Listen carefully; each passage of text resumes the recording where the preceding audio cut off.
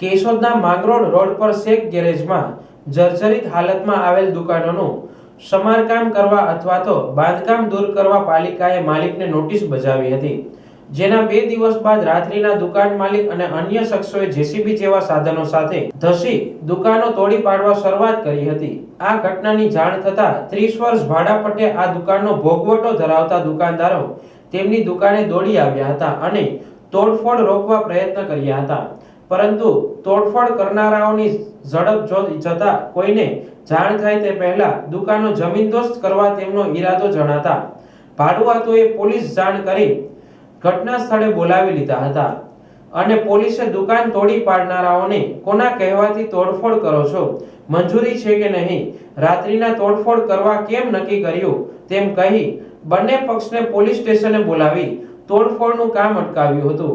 પાછળથી 30 વર્ષથી ભાડાપટ્ટે ભોગવટો કરનાર દુકાનદારોએ પોલીસમાં અરજી આપી દુકાન માલિક જેસીબી મશીન સાથે અજાણ્યા લોકોને લાવી રાત્રિના દુકાન તોડી પાડવા કામગીરી શરૂ કરી હોય, દુકાનોનો અમુક ભાગ તોડી પડાયો હોય, તેમના વિરુદ્ધ ધોરણસર ફરિયાદ નોંધવા લેખિત ફરિયાદ આપી હતી અને રાતભર જાગી વેપારીઓએ દુકાનોનું રખોલું કર્યું હતું।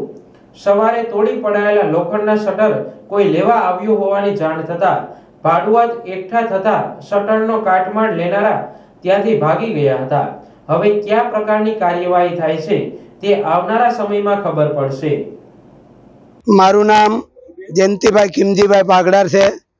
હું શેખ ગેરેજની અંદર મારી દુકાન છે કિસ્મત રેસ્ટોરન્ટ। આજુબાજુમાં બધી 8 થી 10 દુકાનો છે।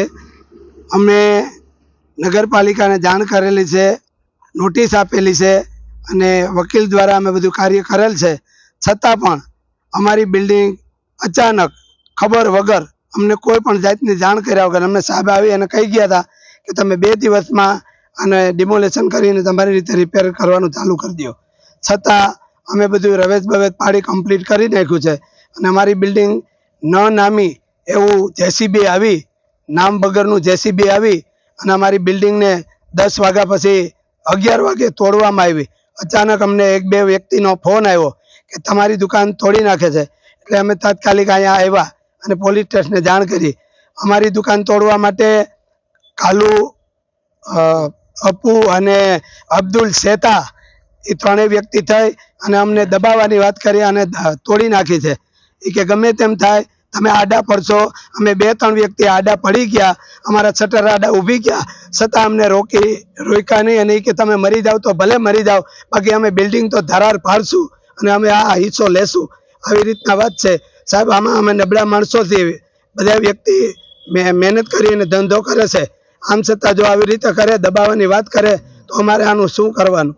બસ આ દુકાન 10 દુકાનો પાઘડીવાળી છે, પણ આવા આવારા તત્વો આવી અને અમને દબાવી અને ગમે એમ કરીને એને જમીન પચાવી પાડવાની વાત છે અને અરજી અમે પોલીસ સ્ટેશનમાં કરેલ છે। સાહેબે અમને વ્યવસ્થિત જવાબ આપેલ છે।